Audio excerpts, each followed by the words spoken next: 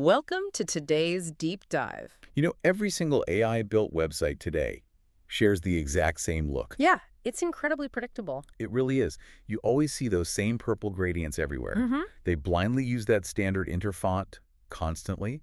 You always get those rigid bento box grids, Right. and there's always that little glowing hero section. KK, let's unpack this. Today, our mission is exploring a stack of notes. Yeah. We're mastering professional web design with Claude Code. We want the blueprint to escape this auto-generated trap. That's the ultimate goal here. First, we'll cover the root cause of this sameness. Then we're going to walk through a specific order of 9 tools. These skills completely transform your AI output. We're moving from generic slop into highly professional products. The root of this problem is actually fascinating. Anthropic defines this core issue as distributional convergence. Meaning the model defaults to the average of its training data. Yes, exactly. And if you consider Claude's training diet, it makes total sense. Its data is heavily saturated with specific sauce templates, mostly just millions of endless Tailwind UI layout clones. Right, so it aims for the statistical center. It gives you the safest, most repetitive structural answer every single time. Our own prompting habits actively amplify this issue too. Oh, absolutely. We type vague adjectives like modern or clean. We assume the AI knows exactly what we mean. But those words give the model zero technical constraints. Right, and without boundaries, it falls back on its generic average. It literally cannot invent a unique aesthetic without strict mathematical rules. It reminds me of mixing Play-Doh as a kid. How so? You take all those bright, beautiful, distinct colors, you excitedly mash them all together into one giant ball. Yeah. You don't get a brilliant, glowing rainbow. You just get a generic, muddy, brown blob every time. That's exactly what the AI does to web design. It matches millions of sites into one muddy brown layout. I still wrestle with prompt drift myself, honestly. I end up settling for defaults just to get it done. We all do it. It's just the path of least resistance. If the AI's instinct is to drift toward the average, what's the very first lever we pull to stop it? You have to establish incredibly strict upfront constraints immediately. Give it hard boundaries before it writes a single line. So we must block its bad habits before we even start building beat. That brings us to phase 1. We call this planning with intent. Right. Our first tool here is called UI/UX Pro Max. Think of it as an intelligent design system generator. I'm curious about the actual mechanics here. How does it effectively guide the AI's structural choices? It injects a massive system prompt containing strict parameters. It uses 161 industry-specific reasoning rules. Wow, that's incredibly specific. Yeah, these rules override the AI's natural tendency to just guess. It dictates precise spacing math and semantic HTML tags. It knows a finance page requires serious visual trust. It actively prevents that page from looking like a breezy yoga studio. Yeah, visual context is absolutely everything in web design. Exactly. Let's look at a specific workflow example here. You prompted to build a tutoring service called StudyPath. Okay. But you don't just ask for a layout directly. You tell Claude to ask you 5 specific clarifying questions first. Right, gathering details before writing code. Yeah, it must gather these constraints before proposing 3 visual directions. That makes a lot of sense for avoiding token waste. By answering first, you avoid highly confused prompting later on. Absolutely. You nail down the exact technical parameters up front.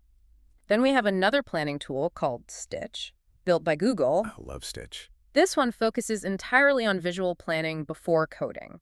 Instead of coding blindly, you generate 4 visual variations side by side. What's fascinating here is the sheer speed of iteration.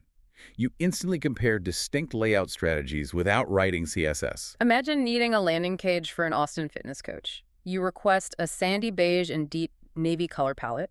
You literally see the visual options before touching any real code. The workflow loop with Stitch is incredibly efficient. You just copy the winning visual code directly back to Claude. Right, and then Claude refines the underlying structure automatically. It bridges the gap between visual intent and structural code perfectly. Does planning visually actually save time compared to just iterating code with the AI? Absolutely. It prevents endless rebuilds entirely.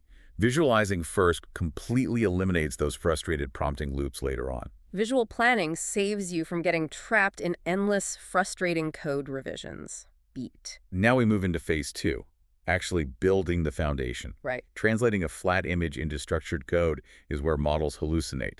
That's exactly why you need a reliable structural bridge. Skill UI is a brilliant tool for this specific developmental phase. It basically lets you steal like a digital artist. I'd worry that extracting code from a reference site borders on plagiarism. How does Skill UI strip the brand identity while keeping the skeleton? It acts purely as a structural extraction tool. You show Claude a professional reference site you really admire. Skill UI selectively extracts the underlying DOM layout and spacing rules. It captures the strict color discipline without copying specific assets. It never touches copyrighted logos, typography, or written brand copy. So it takes the structural blueprint but leaves the actual skin behind. Precisely. Yeah. Imagine building an outdoor gear subscription site called Peakbound. Right. You might use a sleek, high-end payment site as your reference. Skill UI maps the padding ratios and grid alignments perfectly. It applies those professional mathematical rules to your outdoor gear content. Exactly. There's also a really critical pro tip buried in the notes here. You should definitely ask Claude to use Ultra Mode with Skill UI. Yeah, that's crucial. This specific mode automatically utilizes a framework called Playwright, We should probably define Playwright for our listeners quickly. a tool to test how interactive web pages actually work. It spins up a headless browser and physically clicks around. It captures those subtle interactive hover effects and complex scroll animations. Capturing those dynamic states makes the final product look much more expensive. But we should actively contrast Skill UI with a tool called Awesome Design. Skill UI is incredibly fast, but Awesome Design is much more deliberate. Yeah, it doesn't use automatic visual extraction at all. It requires a much heavier lift from the human designer up front. If Skill UI is a quick mood board, Awesome Design is an architectural blueprint. That's a great way to put it. It uses highly structured design markdown files instead of visual references. You manually write out a comprehensive page overview document. Right. You provide strict, unyielding typography rules and specific hex codes. It provides the model with an extremely rigid design brief. You might use it to build a productivity app called Daily Flow. You tell it to systematically replace colors with navy and slate. It completely locks the AI out of its default CSS habits.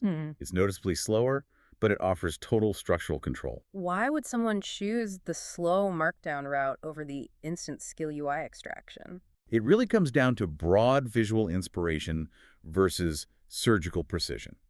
Awesome Design gives you absolute structural authority over every single pixel. Skill UI is for speed, but Awesome Design is for absolute, deliberate control.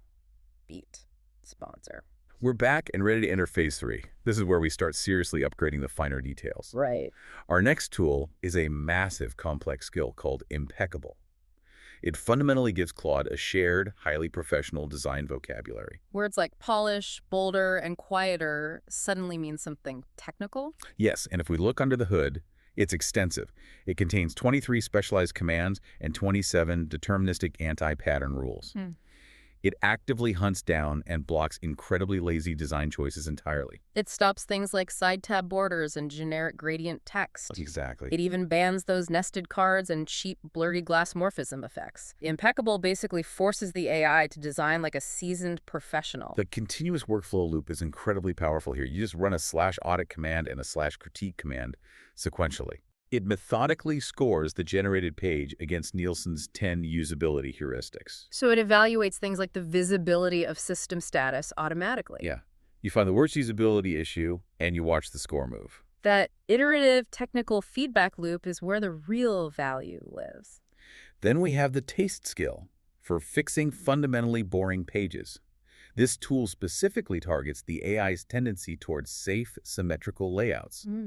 Let's say you prompt Claude to build a vintage motorbike site. Rootwriter.com. Yeah. Right, that was the example in the notes. Yeah, exactly. You build the site once using the default AI settings. Okay. It looks perfectly fine, but it feels incredibly lifeless and generic. Then you build it again with taste skill set to boldness level 3. Right. You then ask Claude to list the 5 biggest visual differences. It doesn't just change the standard padding or tweak the margins. Boldness level 3 forces Claude to use dynamic asymmetrical grids. Yeah, it abandons safe hex codes for much. It shows you exactly where the AI usually makes aggressively average choices. Finally, we absolutely must banish the default inner font entirely. Using Google fonts effectively is the absolute simplest visual fix available. Inter is a perfectly fine font for functional software dashboards, but on a landing page, it screams auto-generated AI template. It really does. Wait, changing a font feels too simple. Is that really enough? Oh, ask Claude for 4 distinct font pairings based on your specific industry. Imagine designing a warm, rustic, artisanal bakery site layout. If you use Inter, it looks like a cold sauce dashboard. If you switch to a structured serif, it feels incredibly handcrafted. Right. Never ship a page without checking at least 3 other typographic options first. Is changing a font really enough to break the AI slump illusion? Absolutely. Typography single-handedly carries the subconscious emotional weight of the entire brand. It changes how users feel instantly when visiting your domain. Typography single-handedly changes the entire subconscious feeling of your website. 2-sec silence. Now we enter phase 4, which is the final visual polish. Okay. We start this concluding phase with a tool called 21st.dev. Think of it as a highly specialized magic MCP server. We should define what an MCP server is for everyone listening. A secure bridge allowing AI to access external tools. Exactly. It connects Claude directly to a massive component library. It provides professional interactive buttons and complex glowing borders immediately. The AI is no longer wildly guessing how to write complex CSS. Relating complex CSS animations from scratch is deeply frustrating with AI. Language models often hallucinate small, critical visual details completely. Oh, it's a nightmare. The MCP server grabs proven, functional code instead of hallucinating bad CSS. And then we finally reach the final boss of web design.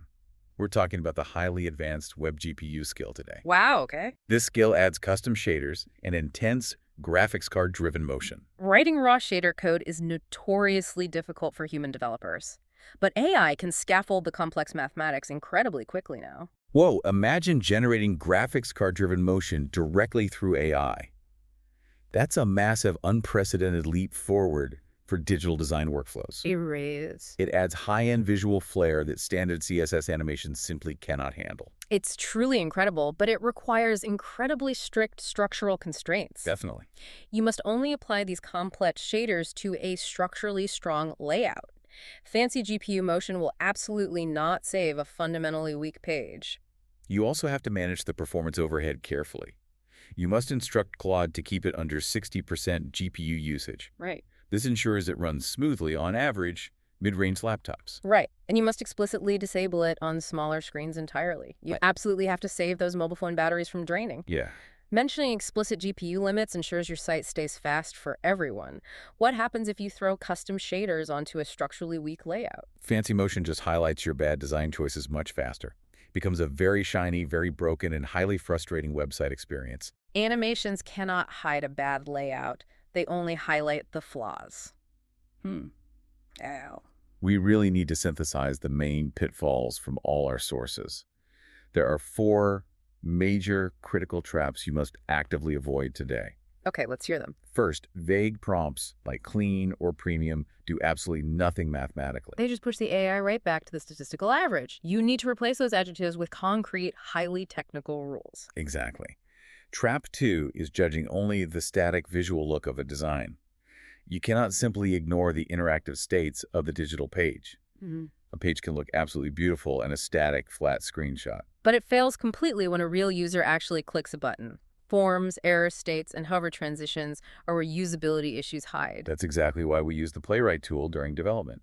It forces you to evaluate the dynamic, interactive reality of the code. Right. Trap 3 is staying entirely with all the standard AI defaults. You must pick at least 2 or 3 things to change intentionally.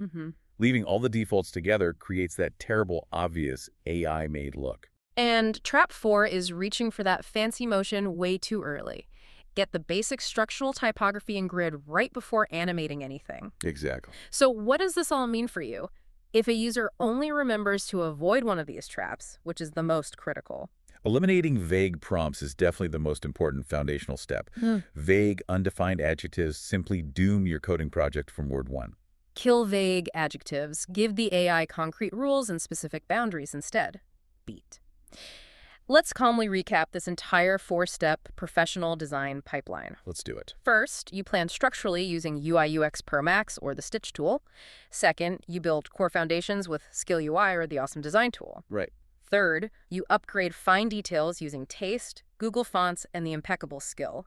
Finally, you polish the page with 21st.dev and WebGPU shaders. Executing this specific process instantly elevates you above 80% of the competition. It really does. I want you to take your very next Claude Code project incredibly seriously. I urge you to actively reject your first 3 default design instincts. Push the AI model completely out of its comfortable generic safety zone. Experiment aggressively with these specific technical skills. Right. Force the boundaries and create websites that truly stand out visually. AI is an incredibly powerful, tireless coding partner today. It can generate infinite blocks of functional code almost instantly. Yeah, But the true bottleneck of the future isn't raw technical skill anymore. The real bottleneck is human taste and deliberate, highly creative direction. absolutely. As AI relentlessly standardizes the digital average everywhere, your unique choices matter more. Your specific aesthetic anomalies are exactly what will make your work valuable. Thank you so much for taking this deep dive with us today. OTR music.